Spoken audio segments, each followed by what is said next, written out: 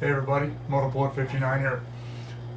Today is the 76th anniversary of the bombing of Hiroshima, Japan in World War II. That bombing directly led to the end of World War II, although they dropped another nuclear bomb on Nagasaki 3 days later. This isn't something that I take lightly, but World War II isn't something that I take lightly either. I have many books and have studied a great deal about World War II. I was obsessed with it for about 10 years. And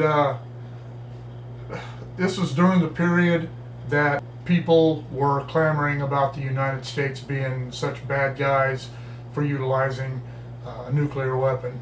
And while it was a devastating weapon, the simple fact is the fire bombings that we were doing on Tokyo, some of the other major cities in Japan, killed many more people and destroyed many more buildings and property than those two nuclear strikes combined.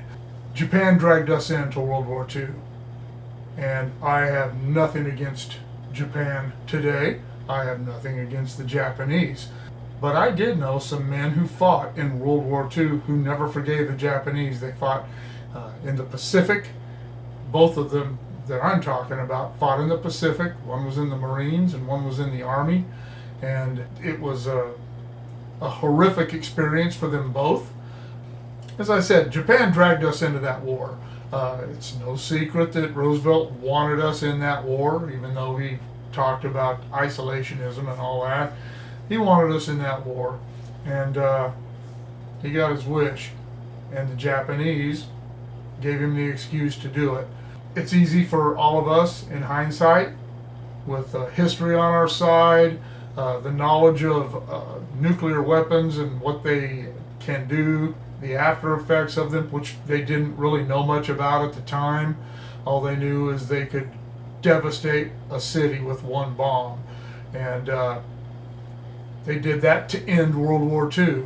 There are all kinds of theories and conjecture about why that was actually done, but the simple fact is, had we invaded, Japan was not going to give up.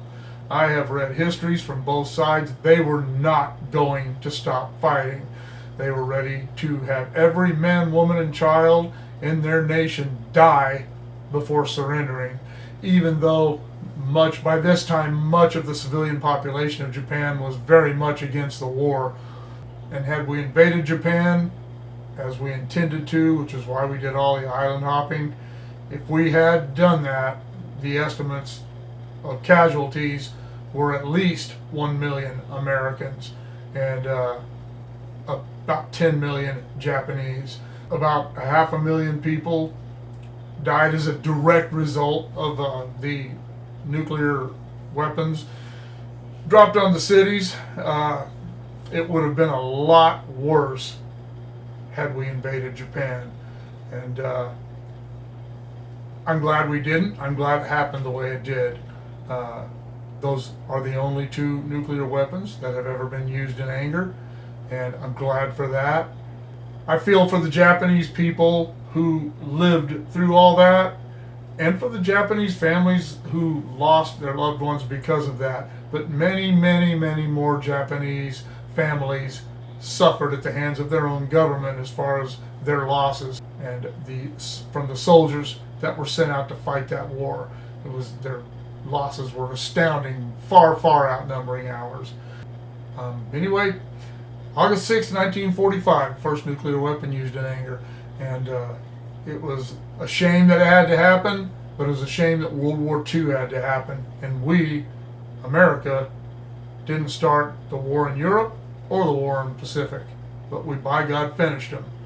And that's just the way it was. So, what do you think about using nuclear weapons in World War II? What do you think about their use? Do you think it was necessary? Do you think it wasn't? Let me know in the comments below. Shoot me an email at motorpoet59@gmail.com. Like, share, subscribe, click on the bell if you want to be notified of future content. We'll see you all later.